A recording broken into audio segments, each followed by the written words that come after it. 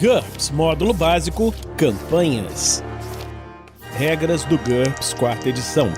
Episódio 165, capítulo 14. Perigos. Eletricidade. Uma produção RPG Next.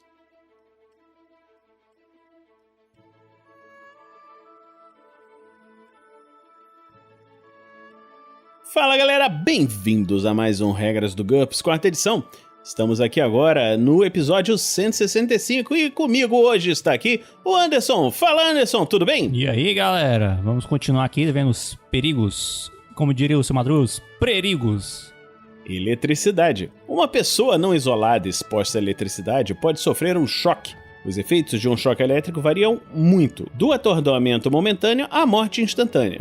Essa seção ajuda o mestre a determinar os efeitos de um choque durante a aventura. Se um ataque ou cenário específico apresentar regras diferentes, elas invalidam as apresentadas aqui. Todo dano elétrico faz parte de uma dessas duas classes, não letal ou letal. Contra as duas classes, armaduras de metal, por exemplo, armadura de placas, confere apenas RD1. Além disso, se o usuário estiver em contato com a terra, ele pode até mesmo atrair ataques elétricos, conferindo ao atacante um bônus adicional de +2 na jogada de ataque. Dano elétrico não letal. Choques de alta voltagem, porém de baixa potência, têm poucas chances de matar, mas podem atordoar uma vítima ou mesmo deixá-la inconsciente. Isso é chamado de dano elétrico não letal. Alguns exemplos incluem armas elétricas atordadoras, cercas elétricas realísticas e choques estáticos em um dia fresco e seco. O mestre deve exigir um teste imediato de HT de qualquer um que tomar um choque. Modificadores. Varia de +2 para um circuito pequeno de um aparelho com baterias até -3 ou -4 para uma arma desenvolvida especialmente para atordoar. Armaduras não metálicas conferem um bônus igual a sua RD. Choques de superfície, exemplo de um aguilhão de gado, tendem a fluir pela armadura em vez de através dela e tem um divisor de armadura de meio. Enquanto armas de energia projetadas para atravessar armaduras têm divisor de armaduras de 2 e 5. Em caso de fracasso, a vítima fica atordoada. Um choque surpresa, eletricidade estática, eletrolaser e etc. atordoa a vítima por 1 segundo.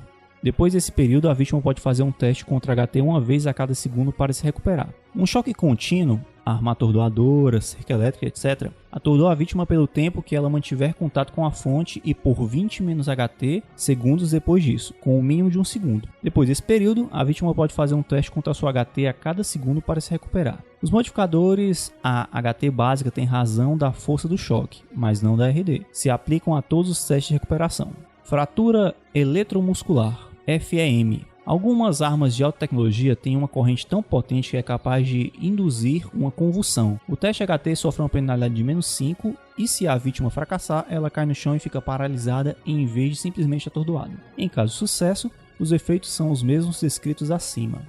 Dano elétrico letal. Choques de alta potência cozinham a carne e causam dano real. Eles são capazes já até de parar o coração da vítima. Isso é chamado de dano elétrico letal. Alguns exemplos incluem cabos grossos de transmissão, raios mágicos e meteorológicos e cercas elétricas cinematográficas. Choques elétricos letais causam dano por queimadura, que varia de 1D-3 a 3D em situações domésticas, até 6D ou mais para raios, linhas de transmissão, etc. Uma vítima que sofrer qualquer dano deve fazer um teste de HT com uma penalidade de -1 para cada 2 pontos de dano sofrido. Em caso de fracasso, ela perde a consciência enquanto estiver em contato com a corrente, e por 20 menos HT minutos depois disso.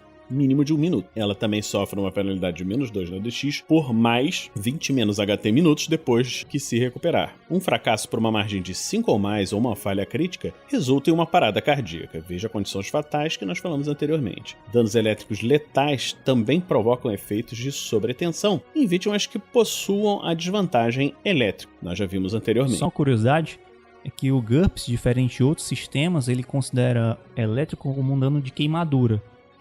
De fato, é por isso que quando o pessoal, fica muito tempo grudado na tomada, quando você vê lá, tá a mão preta, que queimou. Uhum. Em outros sistemas, não. Elétrico é um tipo de dano. É só uma curiosidade mesmo.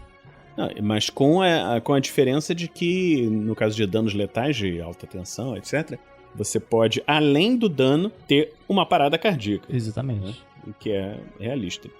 Lesão localizada. Ataques que não afetam todo o corpo do alvo, incluindo a maior parte dos ataques mágicos de eletricidade, provocam dores e queimaduras, mas não levam à inconsciência ou à parada cardíaca.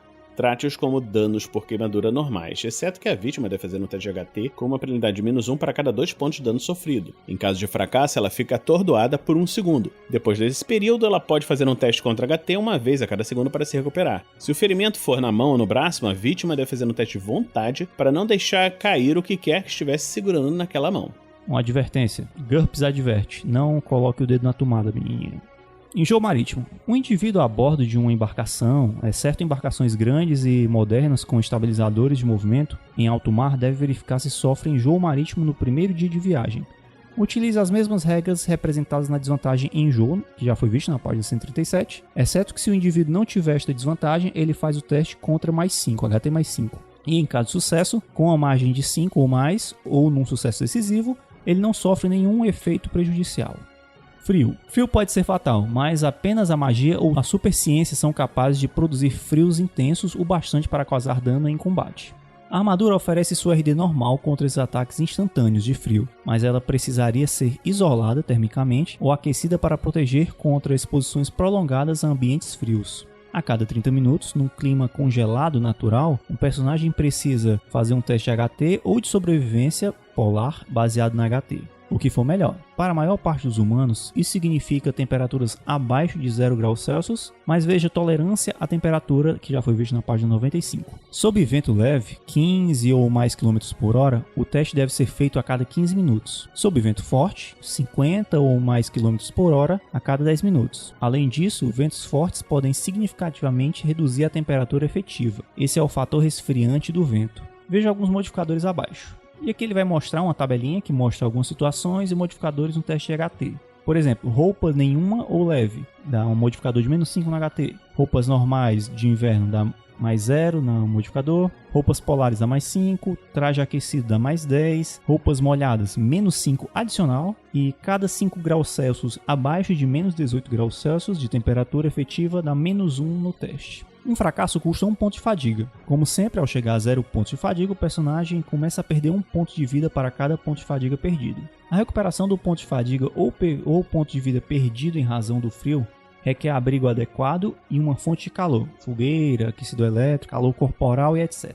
Choque térmico. A imersão repentina em águas gélidas, exemplo qualquer um dos oceanos da Terra próximo aos polos, ou em um ambiente criogênico, podem provocar a morte por choque térmico. Observe que a água impura, como a água salgada dos oceanos, pode ficar mais fria que a temperatura normal de congelamento da água. Se estiver vestindo um traje seco de mergulho inteiramente à prova d'água, o personagem só sofrerá os efeitos normais do congelamento. Caso contrário, ele precisa fazer um teste HT a cada minuto de imersão. Não modifique este teste em função das roupas. Em caso de sucesso, ele perde 1 ponto de fadiga. Em caso de fracasso, ele perde um número de pontos de fadiga igual à margem de fracasso. Não se esqueça de verificar se houve afogamento. Gravidade e aceleração. Uma mudança na gravidade pode ser nociva, e as regras a seguir descrevem seus efeitos na saúde. Veja gravidades diferentes para saber dos efeitos da gravidade em tarefas simples. Síndrome de adaptação ao espaço, enjoo espacial. Uma pessoa que não estiver acostumada a gravidades baixas ou nulas, em queda livre, pode ficar nauseada ou desorientada pela constante sensação de queda. Ela precisa fazer um teste contra o maior valor entre a sua HT ou NH em queda livre, ao entrar pela primeira vez numa situação em queda livre. A desvantagem enjoo espacial acarreta uma penalidade de -4. Em caso de sucesso, o personagem não é afetado. Em caso de fracasso, ele fica nauseado. Veja tribulações, o que pode provocar vômitos. Se tiver ânsia dentro de um teste pressurizado, o personagem pode se asfixiar. Trate isso como um afogamento. Veja natação. Ele pode fazer um teste contra o maior valor entre a sua HT ou NH em queda livre a cada 8 horas para se recuperar. Se sofrer de enjoo espacial, o personagem não pode se adaptar. Alta aceleração. Um personagem deve fazer um teste HT sempre que passar por uma aceleração súbita de força G de pelo menos 2,5 vezes sua gravidade natal. Para essa finalidade, trate qualquer gravidade natal abaixo de 0,1 G como se fosse 0,1 G. Modificadores de -2 para cada vez que essa aceleração dobra. -2 para 5 vezes a gravidade natal, -4 para 10 vezes assim por diante. +2 se estiver sentado ou deitado e -2 se estiver de cabeça para baixo. Em caso de fracasso, o personagem perde uma quantidade de pontos de fadiga igual à sua margem de fracasso. Em caso de falha crítica, ele também fica cego por 10 segundos, vezes sua margem de fracasso. Uma aceleração súbita pode jogar o personagem contra um objeto sólido. Se isso acontecer, trate como uma colisão com o objeto a uma velocidade igual a 10 vezes a força G de aceleração. Pressão. Aventureiros têm mais chance de encontrar pressões extremas e atmosferas superdensas. Veja a pressão atmosférica a seguir, que nós vamos falar no próximo episódio. ou em profundezas aquáticas, onde a pressão aumenta em aproximadamente 1 atmosfera a cada 10 metros de profundidade. Pressões acima da pressão nativa, 1 atmosfera para humanos, não são imediatamente letais, mas apresentam riscos sérios. Acima de 2 vezes a pressão nativa, o personagem arrisca sofrer a doença de descompressão, que nós vamos ver em breve. Se passar por uma pressão mais de 2 vezes acima da sua nativa e depois retornar à pressão normal, com a resistência à pressão 1, a doença de descompressão normalmente só se torna um risco depois de retornar de uma pressão mais de 10 vezes maior que a pressão nativa. Com resistência à pressão 2 ou 3, o personagem é imune à doença de descompressão. Acima de 10 vezes a pressão nativa, o personagem pode ser esmagado. Na exposição inicial e a cada minuto que segue, ele precisa fazer um teste HT com um bônus básico de mais 3, mas há uma penalidade de menos 1 para cada acréscimo de 10 vezes a pressão nativa. Se ele fracassar, sofre uma quantidade de pontos de dano igual à margem de fracasso. Se o personagem tiver um modificador de tamanho de 2 ou mais, multiplique o dano pelo modificador de tamanho. O indivíduo com a resistência à pressão 2 deve ler essa regra como acima de 100 vezes a pressão nativa, e penalidade de menos 1 para cada acréscimo de 100 vezes a pressão nativa. Com resistência à pressão 3, o personagem é imune aos efeitos da pressão. Doença de descompressão. Quando o personagem respira o ar comprimido, exemplo se estiver usando equipamento de mergulho, seu sangue e seus tecidos absorvem parte do gás nitrogênio do ar comprimido. Quando ele retorna à pressão normal ou faz a descompressão, este nitrogênio escapa, formando pequenas bolhas no sangue e nos músculos. Isso pode resultar em dores nas juntas, acessos de tontura e possivelmente em morte. Esses sintomas são conhecidos como doença de descompressão. Uma pessoa se arrisca a sofrer a doença de descompressão quando retorna à pressão normal depois de estar em um ambiente com pressão acima de 2 vezes sua pressão nativa, ou 10 vezes a pressão nativa se ela tiver resistência à pressão 1. Para evitar isso, ela precisa fazer a descompressão lentamente, passando algum tempo em pressões intermediárias para permitir que o nitrogênio escape sem prejuízo à saúde. Mergulhadores e alpinistas usam tabelas precisas para determinar períodos de descompressão com base no tempo passado em uma determinada pressão. Para fins de regras, até 2 ATM, aproximadamente 10 metros de profundidade em água, um personagem pode operar por qualquer quantidade de tempo e retornar sem problemas. Até 2,5 ATM, 15 metros de profundidade, um humano pode operar com segurança por até 80 minutos e retornar sem precisar de uma descompressão lenta. Pressões maiores reduzem o tempo de segurança sem descompressão lenta. A 4 ATM, 30 metros de profundidade, o tempo é de aproximadamente 22 minutos. Em 5,5 ou mais ATM, mais de 45 metros de profundidade, não há período seguro. A descompressão segura envolve uma vagarosa diminuição na pressão, seja naturalmente, exemplo, um mergulhador deliberadamente levando horas para voltar à superfície, ou em uma câmara de descompressão. O tempo necessário aumenta tanto com a pressão quanto com o tempo de exposição. Ela pode levar muitas horas ou até mesmo dias. Se não fizer a descompressão de forma suficientemente lenta, o personagem deve fazer um teste contra HT. Num sucesso decisivo, não houve efeito prejudicial. Num sucesso normal, o personagem sofre de dores nas juntas que causam agonia. Ver condições incapacitantes, que já foi falado na página 428. Ele precisa fazer um teste de HT a cada hora para se recuperar. Em caso de fracasso, o personagem perde a consciência ou sofre uma paralisia dolorosa. Ele deve jogar contra HT a cada hora para retornar à consciência, ou os movimentos, sendo que cada fracasso acarreta em 1d ponto de dano. Ao retornar à consciência, o personagem sofre de dores nas juntas, como descrito acima. Uma falha crítica resulta numa morte dolorosa. Uma recompressão a uma maior pressão permite que o personagem faça um teste contra HT+4 a cada 5 minutos para se recuperar de todos os efeitos descritos acima, exceto a morte. Uma redução instantânea de pressão também pode resultar numa descompressão explosiva. Veja vácuo na página 437, nós vamos ver no próximo episódio. Para maiores informações, todos os efeitos são cumulativos.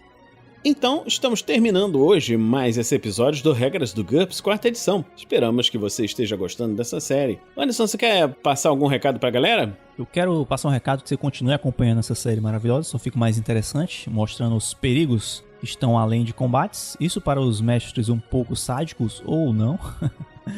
E é isso, acompanha o RPG Next. Beleza. Para você nos acompanhar na RPG Next, você pode nos ouvir no seu agregador de podcast preferido, no YouTube, Spotify, etc. Ou, se você quiser, pode se tornar um padrinho. Quando você se torna um padrinho, você, além de poder ouvir isso normalmente, conforme todos os outros, você pode entrar no grupo dos padrinhos e aí conhecer a galera que já apoia o RPG Next. Como é que você faz isso? Você pode nos apadrinhar em picpay.me/rpgnext ou em www.padrim.com.br/rpgnext. A partir de R$1 você ajuda esse projeto a continuar, ajudando também nos Guerreiros do Bem, que assim, todo o dinheiro que não é utilizado na manutenção do projeto é doado para causas de caridade. Então é isso daí, a gente vai terminando aqui por essa semana e se encontra na próxima semana aqui no RPG Next. Regras do GURPS, 4ª edição. Músicas por Kevin MacLeod e Scott Buckley. Uma produção RPG Next.